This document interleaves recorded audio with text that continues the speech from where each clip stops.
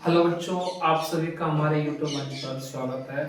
आज हम जो वीडियो डाल रहे हैं वो पांचवी वीडियो है, पांचवा पार्ट है फर्स्ट चैप्टर का chemical reaction and chemical equation के बारे में। इससे पहले हमने आप लोगों को recombination reaction and decomposition reaction के बारे में हमने आप लोगों को समझाया था। आज हम कुछ रिएक्शनों के बारे में हम बात करते हैं। तो इससे पहले हम आपसे थोड़ी चर्चा कर लेते हैं कि जब हमने आप लोगों को रिकॉम्बिनेशन रिएक्शन को जब हमने समझाया था तो रिकॉम्बिनेशन रिएक्शन में हमने ये देखा था कि जब रिकॉम्बिनेशन रिएक्शन होती है तो उस रिएक्शन से कुछ एनर्जी जो होती है वो रिलीज होती है। क्या होती है? रिलीज होती है।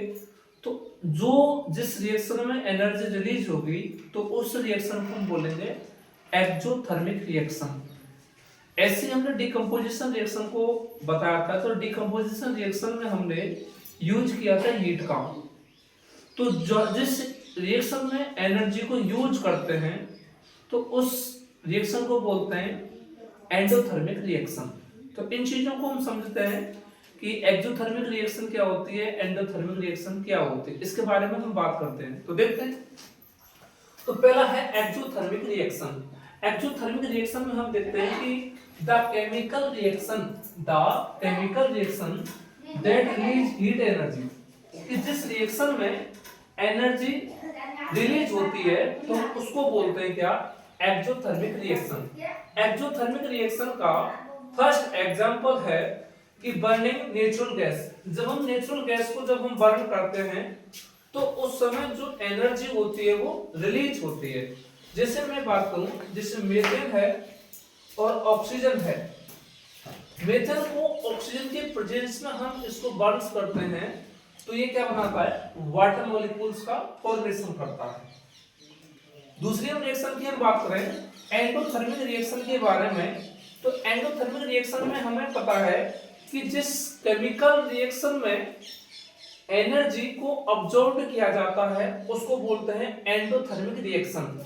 एंडोथर्मिक रिएक्शन को ध्यान करो आप लोग। जब मैंने आपको डिकम्पोजिशन रिएक्शन के बारे में बताया था तो डिकम्पोजिशन रिएक्शन में मैंने आप लोगों को ये भी रिएक्शन लिखाई थी कि जब कैल्शियम कार्बोनेट को अगर हम हीट करते हैं तो कैल्शियम ऑक्साइड तथा कैल्शियम ऑक्साइड तथा कार्बन डाइऑक्साइड का क्या होता है? फॉर्मेशन होता है। तो इस रिएक्शन में इस रिएक्शन में हीट को क्या करते हैं? यूज कर रहे हैं। ठीक है ना? इसको बोलते हैं एंडोथर्मिक रिएक्शन। आगे जो रिएक्शन आती है डिस्प्लेसमेंट रिएक्शन। डिस्प्लेसमेंट रिएक्शन के बारे में हम समझते हैं। हम ये देखते हैं कि एक तो हमारे पास में मोर रिएक्टिव एलिमेंट है और एक हमारे पास में कंपाउंड है। जो कंपाउंड बना है उस कंपाउंड में जो एलिमेंट है वो लेस रिएक्टिव है। क्या है? लेस रिएक्टिव है। तो इस कंपाउंड में से जो मोर रिएक्टिव एलिमेंट है वो डिस्प्लेस कर देगा कंपाउंड में से लेस रिएक्टिव एलिमेंट को। तो हम ये चीज समझते हैं कि जैसे हम बात करते हैं जैसे आयरन है। आयरन क्या है कि भैया मोर रिएक्टिव एलिमेंट है, जबकि कॉपर सल्फेट है। इस कॉपर सल्फेट एक सॉल्यूशन है। तो इसमें जो कॉपर है वो लेस रिएक्टिव एलिमेंट है। जब ये आपस में रिएक्ट करेंगे तो ये क्या करेगा? जो आयरन है इस सॉल्यूशन में से, इस एक्वस में से क्या करेगा? कॉपर को डिस्प्लेस कर देगा। क्या कर देगा? डिस्प्लेस कर देगा। क्यों करेगा? क्योंकि कॉपर क्या है? लेस रिएक्टिव एलिमेंट है, जबकि आयरन क्या है? मोर रिएक्टिव एलिमेंट है। आपकी टेक्स्ट बुक में एक एक्सरसाइज दे रखी है कि मान लीजिए कि एक कॉपर सल्फेट सॉल्यूशन है। कॉपर सल्फेट जो एक्वस है हम देखते हैं उसका जो कलर होता है वो ब्लू कलर होता है। उसमें हमें क्या डालनी है भैया? आयरन नेल हमें क्या करना है? उसके अंदर डालने हैं। जब आयरन नेल को डाला था तो वो क्या कर दिया? जो कॉपर सल्फेट था उसमें से कॉपर को क्या कर दिया? बाहर आउटसाइड की तरफ निकाल दिया।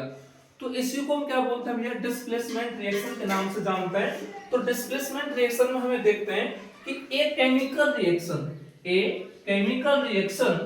in which a more reactive element, क्या कह रहा है? in which a more reactive element displace a less reactive element from its compound। क्या? from its compound is called a displacement reaction. क्या कहलाती है? डिस्प्लेसमेंट रिएक्शन कहलाती है। और डिस्प्लेसमेंट रिएक्शन के हमारे पास में कुछ एग्जांपल है। जैसे मैं बात करूं, जैसे आयरन है, एफी आयरन। आयरन जो इसमें है वो बेटा, इसका जो चार्ज है बेटा 2 है। जिस आयरन पर अगर चार्ज 2 आता है, +2 आता है, उसको हम बोलते हैं फेरस। जिस आयरन पर चार्ज 3 आता है उसको हम बोलते हैं फेरिक। तो जो हमारे पास में ये आयरन है, आयरन क्या है? मोर रिएक्टिव एलिमेंट है।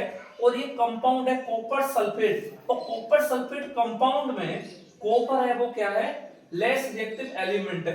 जब ये आपस में रिएक्ट करेंगे तो आयरन सल्फेट बनेगा और क्या होगा? कॉपर बाहर हो जाएगी, कॉपर अलग हो जाएगी। तो इस रिएक्शन में क्या हुआ? डिस्प्लेस हुआ।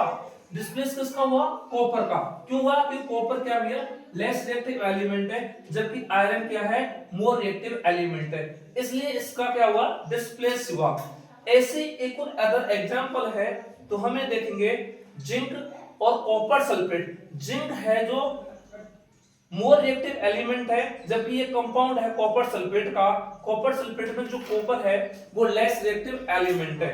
ये आपस में जब ये रिएक्ट करेंगे तो क्या बनाएंगे? जिंक सल्फेट और क्या बनाएंगे? कॉपर। कॉपर कैसा है? लेस रिएक्टिव एलिमेंट है। तीसरा हमारे पास में जो एग्जांपल है, lead plus copper chloride. Lead क्या है? कॉपर से अधिक रिएक्टिव होता है। और ये क्या करेगा?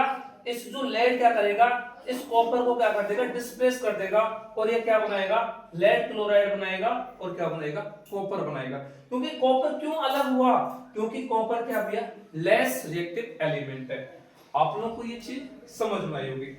अगली जो रिएक्शन है हमारे पास में, डबल डिस्प्लेसमेंट रिएक्शन है। डबल डिस्प्लेसमेंट रिएक्शन में हम ये देखते हैं, जब ये रिएक्शन होती है तो इस रिएक्शन में क्या होता है? आयंस का क्या होता है? एक्सचेंज होता है। जब आयन का एक्सचेंज होगा तो एक न्यू सब्सटेंस का फॉर्मेशन होगा। इस रिएक्शन में प्रेसिपिटेट का फॉर्मेशन होता है। प्रेसिपिटेट का क्या होता है? फॉर्मेशन होता है। इस डबल डिस्प्लेसमेंट रिएक्शन को हम प्रेसिपिटेट रिएक्शन के नाम से हम जानते भी हैं। क्योंकि इसमें क्या होता है कि आयन का एक्सचेंज होगा। और आयन का जब एक्सचेंज होगा तो एक न्यू सब्सटेंस का फॉर्मेशन होगा जो कैसा होगा? प्रेसिपिटेट होगा। कैसे होगा? प्रेसिपिटेट होगा। इस चीज को हम समझते हैं। तो हम ये देखते हैं कि these reaction in which two compounds react by an exchange of ion. क्या कर रहा है बेटा? Exchange of ion to form new compounds. क्या कर रहा है? न्यू कंपाउंड्स का फॉर्मेशन कर रहा है। इस रिएक्शन को हम क्या बोलते हैं? डबल डिस्प्लेसमेंट रिएक्शन के नाम से हम जानते हैं। इस डबल डिस्प्लेसमेंट रिएक्शन के अदर्स हमारे पास में एग्जांपल है। कुछ एग्जांपलों को देखते हैं जो आपके टेक्स्ट बुक में दे रखे हैं। पहला एग्जांपल है हमारे पास में बेरियम क्लोराइड। बेरियम क्लोराइड को हम रिएक्ट करा रहे हैं सोडियम सल्फेट से। किससे? सोडियम सल्फेट से करा रहे हैं। इस बेरियम क्लोराइड की हम बात करेंगे तो जो इस बेरियम क्लोराइड जो ये हमारे पास कंपाउंड है, इसमें जो आयन से क्लोराइड वो सोडियम के पास चले जाएंगे, जबकि सल्फेट है सोडियम के पास वो बेरियम के पास आ जाएगा। तो जब ये रिएक्शन होती है तो क्या बनता है? बेरियम सल्फेट बनता है। क्या बनता है? बेरियम सल्फेट बनता है। और बेरियम सल्फेट बनता है जो कैसा होता है? व्हाइट प्रेसिपिटेट होता है। कैसा होता है? व्हाइट प्रेसिपिटेट होता है। और एक NaCl बनता है, सोडियम क्लोराइड का फॉर्मेशन होता है। अदर्स जो हम एग्जांपल देखेंगे, जैसे लेड नाइट्रेट है। लेड नाइट्रेट को अगर हम पोटेशियम आयोडाइड के साथ में अगर हम रिएक्ट कराएं तो इसमें आयनों का एक्सचेंज होगा। आयनों का एक्सचेंज कैसे होगा? लेड के पास में आयोडाइड आ जाएगा और पोटेशियम के पास में नाइट्रेट पहुंच जाएगा। तो जिससे क्या बनेगा? फॉर्मेशन होगा भैया लेड आयोडाइड। और लेड आयोडाइड का कलर कैसा होता है? येलो होगा। लेड आयोडाइड एक क्या भैया? प्रेसिपिटेट है। कैसे कलर का? येलो कलर का। और क्या बनाएगा? पोटेशियम नाइट्रेट बनाएगा। क्या बनाएगा? Potassium nitrate. इसी शब्द पर कि इसी वर्ड में प्रेसिपिटेट के आधार पर हम एक रिएक्शन भी देते हैं, प्रेसिपिटेट रिएक्शन। और प्रेसिपिटेट रिएक्शन क्या बोलते हैं? Reaction in which precipitate is form as as known as precipitate reaction. तो आप लोगों को ये सारी चीजें समझना ही होंगी। और हमारे पास में थोड़ा संसाधनों का अभाव है, थोड़ा हमारे आउटर एटमॉस्फेयर की आवाज आ रही होंगी, तो इस चीज को थोड़ा कोऑपरेट करें। हमें बस सीधा फोकस करना अपनी पढ़ाई पर, अपने ये कॉन्सेप्ट ये समझ में आना चाहिए बस, हमें बाकी की चीजों पर कोई ध्यान नहीं देना चाहिए। Thank you.